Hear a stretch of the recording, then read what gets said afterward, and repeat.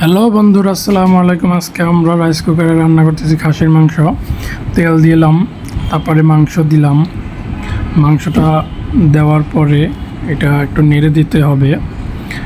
নেড়ে দেওয়ার পর ঢাকনা দিয়ে ঢেকে দিতে হবে যাতে ভালো করে একটু সিদ্ধ হয়, যার সাথে সাথে ভাজাও হয়ে যাবে।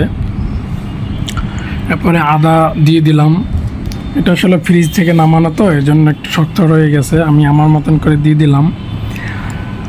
একটু সেদ্ধ হওয়ার পরে তারপরে পেঁয়াজ কুচি দিয়ে দিলাম। পেঁয়াজ কুচি দেওয়ার পরে ঢেকে রাখতে হবে। এটা একটু ভালো করে কষিয়ে নিতে হবে সুন্দর করে। তারপরে লবণ দিয়ে দিলাম।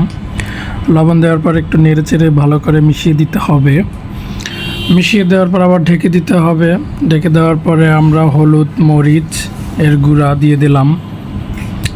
স্বাদ মতন দিয়ে দেবেন আপনারা যেমন খান। এরপরে ভালো করে নেড়ে দিতে হবে যাতে ভালোভাবে লেগে যায়। তারপরে ঢেকে দিয়ে এটা আবার ভালো করে নেড়ে দিতে হবে। তারপরে আবার ঢেকে দিব।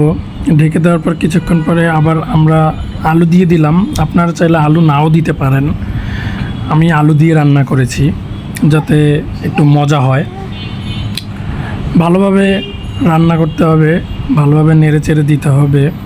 ভালোভাবে নেড়ে চেড়ে দেওয়ার পরে আমরা আবার এটা একটু পানি দিয়ে দিলাম।